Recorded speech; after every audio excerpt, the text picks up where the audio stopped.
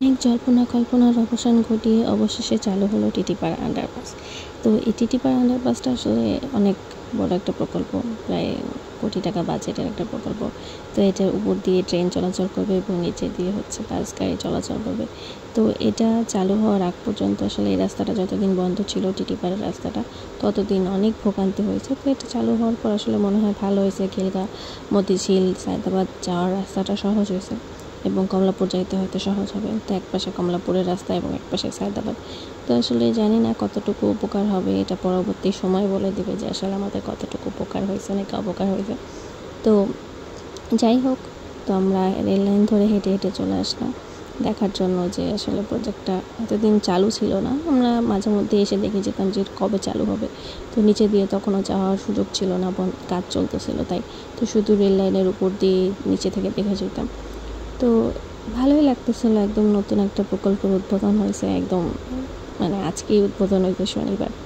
তো আজকে বিকালে আমরা এটা দেখতে আসছি। তো ভালোই লাগতেছিল। আস্তে আস্তে বিকাল থেকে সন্ধ্যা হচ্ছিলো এবং লাইটিং দেখতে ভালো লাগতেছিলো। তো মাঝখানে আব্বু নামাজের জন্য একটা বিরতি নিল। তো আমি আর আমার ভাতিজি মিলে এখানে বসেছিলাম, অপেক্ষা করতেছিলাম আব্বুর জন্য। তো আমাকে বলতেছিলাম যে কোথায় আসছো, ও ক্যামেরা দেখে ক্যামেরার সামনে আসবেই না, ক্যামেরা বন্ধ করো বলে। তারপরে যাই হোক, আব্বু নামাজ পড়ে আসলো। নামাজ পড়ে আসার পর আব্বুকে বললাম চলো নিচে দিয়ে আন্ডারপাস দিয়ে হেঁটে যাই। তো রিক্সা নিতে চেয়েছিলাম, আমার ভাতিজি বলতেছিল দাদা ভাই রিক্সা নাও, কিন্তু আসলে বুঝে উঠতে পারছিলাম না কোন দিক দিয়ে যাবো, কী করবো।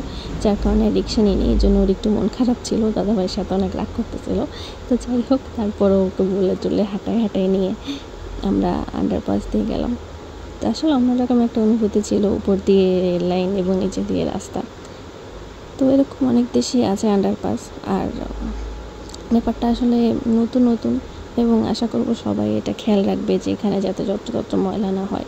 এবং একপাশে রিক্সার লেন দেওয়া হয়েছে, রিক্সাটার লেন দেওয়া আলাদা হওয়ার কারণে অনেক ভালো হয়েছে, কারণ বাস গাড়ির সাথে রিক্সাওয়ালারা অনেক বেশি একটা ঝামেলা ক্রিয়েট করে, বিশেষ করে অটো রিক্সাগুলো। তো এটা আলাদা করে দেওয়াতে ভালো হয়েছে, বাস গাড়ির সাথে তাদের সংঘর্ষ বাঁচবে না এবং অ্যাক্সিডেন্টটা কম হবে। তো তারপর আমরা হেঁটে হেঁটে বাসায় চলে আসলাম। আমার বাসা মতিঝিলের কাছাকাছি, তো দুই দিক দিয়ে যাওয়া আসা করা যায়। তো তারপর বাবাকে বলে কথাবার্তা বলতে আমি আর আমার ভাতিজি মিলে হেঁটে হেঁটে এদিক দিয়ে চলে আসলাম। তো সবাই যদি আমার ভিডিওটি ভালো লাগলে অবশ্যই আমার চ্যানেলে লাইক দিয়ে দেবেন, ফলো দিয়ে দেবেন এবং পাশে থাকবেন। সবাইকে ধন্যবাদ। আল্লাহ হাফেজ।